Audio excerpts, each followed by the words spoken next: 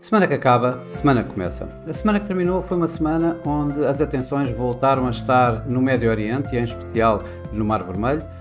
Também tiveram na Suíça, em Davos, onde decorreu o Fórum Económico Mundial, em especial também para os diversos discursos dos banqueiros centrais, tanto deste lado como do outro lado do oceano. No Mar Vermelho, os ataques Houthis sucederam-se, mantiveram-se, e a resposta a esses mesmos ataques também continuou por parte de forças estacionadas norte-americanas, que voltaram a atacar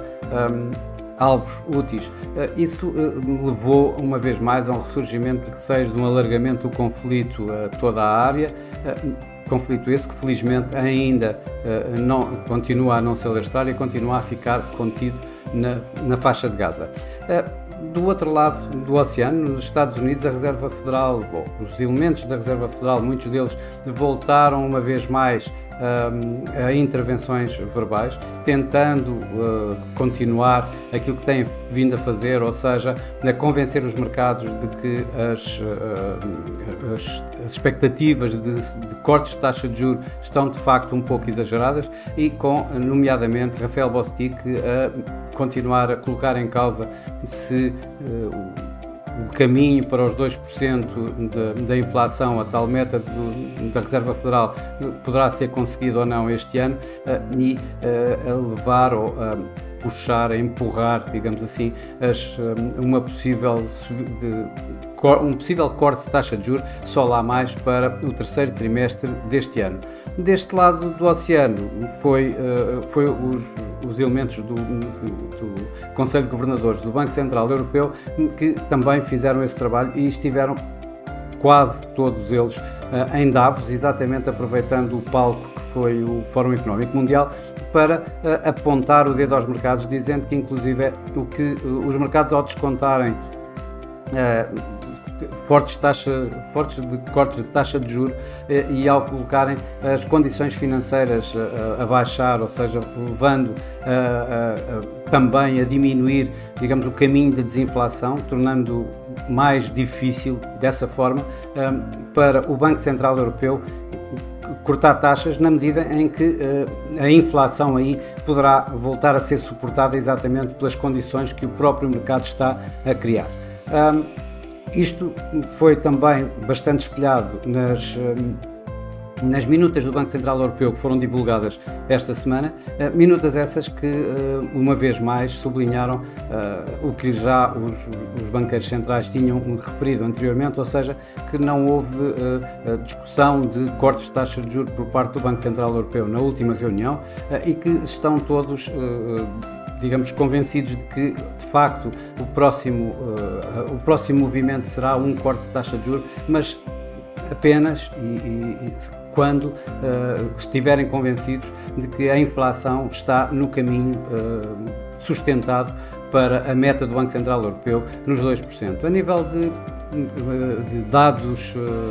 económicos durante esta semana, foi realmente uma semana bastante pobre em termos das grandes economias, ou seja, dos dois blocos, tanto a zona euro como nos Estados Unidos. Ainda assim, sublinho o PIB na China, que mostrou um crescimento chinês nos 5,2%, ou seja, acima da tal meta do próprio governo chinês que apontava para os 5%. No entanto, os restantes indicadores de dezembro não foram assim tão brilhantes quanto isso, e continuando a levantar receios da capacidade de crescimento económico na própria China. Também tivemos a inflação no Reino Unido, que saiu acima do esperado, e ainda as vendas a retalho nos Estados Unidos e os dados do mercado de trabalho, nomeadamente os pedidos semanais de novos subsídios de desemprego, que continuaram, digamos, a reiterar a resiliência económica norte-americana. Isto, numa semana como estas, os mercados acabaram bastante divididos em termos de orientação dos preços. Ou seja, por exemplo, tivemos na Ásia, à exceção dos mercados no Japão, que tiveram a ajuda de um iene bastante fraco, os mercados caíram bastante, nomeadamente o Hang Seng de Hong Kong, que caiu esta semana quase 6%. Do outro lado tivemos nos mercados norte-americanos, em que realmente esta semana foi uma semana de ganhos. O S&P 500 acabou por terminar a semana num novo máximo recorde, num fecho recorde, e o Nasdaq foi o que mais se destacou durante esta semana, em que ganhou 2,2%, cerca de 2,2%, 2,3%. Na Europa, os mercados tendencialmente estiveram em perdas. O DAX caiu cerca de 1%, um pouco menos de 1%. Por cá, por Portugal, o PSI, digamos que esteve abaixo dos seus pares na Europa, caiu cerca de 3,5%, com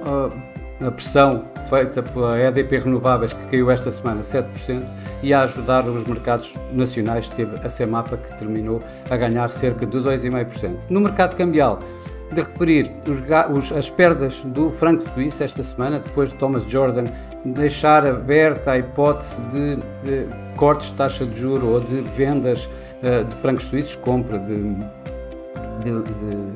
moeda estrangeira contra francos suíços, e ainda também as fortes perdas das divisas norueguesas e sueca. Também o iene continua em perdas consideráveis. Temos o dólar-iene a voltar perto dos máximos de multianuais, ou seja, acabou aqui à volta dos 148, ainda longe dos tais 152 que eu acabei de referir, mas a caminho disso. E o euro-dólar voltou a terminar em queda, o dólar voltou a cair, voltou a ganhar esta semana,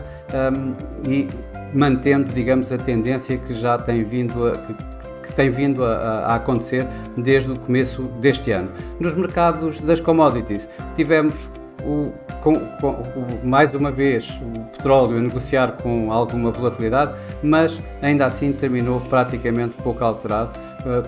entre os ganhos do Brent de 0,4% e os do WTI à volta de 1%.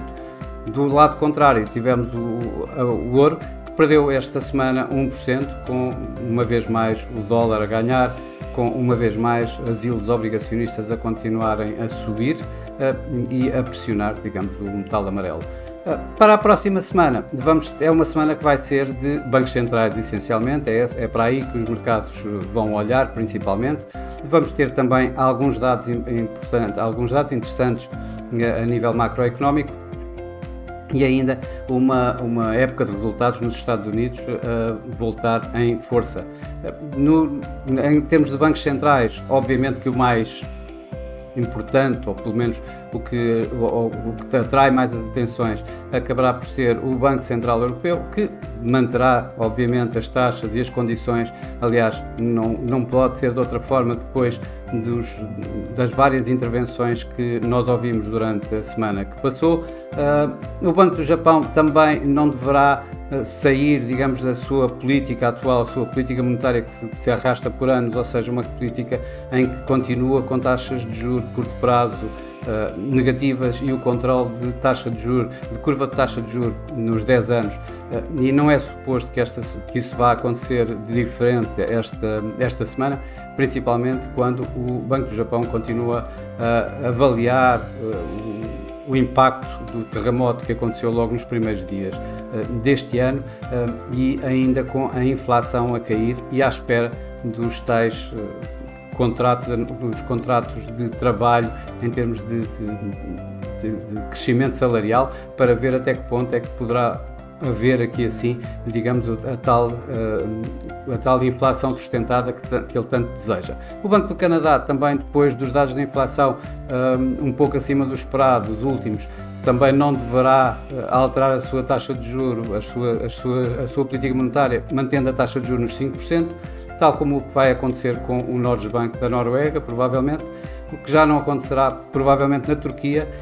em que o Banco Central deverá voltar a subir a sua taxa de juros, se calhar pela última vez nos próximos meses, de 42,5% para 45%. A nível de dados macroeconómicos esta semana, de realçar o PIB norte-americano do quarto trimestre, que deverá cair para os 2%, depois dos 4,9% mostrados no terceiro trimestre, e os dados do PIB, do PMI, principalmente para a zona euro, que têm vindo a demonstrar que assim a criar algum fundo e, portanto, os mercados à procura de algum crescimento nestes próximos números do crescimento da atividade económica privada. Por fim, temos de facto uma semana bastante forte a nível de resultados norte-americanos, com empresas que normalmente têm algum impacto no mercado e não só no preço dessas mesmas empresas. É o caso da Tesla, o caso da Netflix, da Intel e tantas outras. Portanto, espera-se por aqui também algum ruído, alguma volatilidade nos mercados, exatamente dada pela apresentação de resultados empresariais que vão suceder esta semana. Bom, mas para já é tudo. Desejo a todos uma boa semana e para a semana cá estarei com mais um Semana que Acaba, Semana que Começa. Até lá!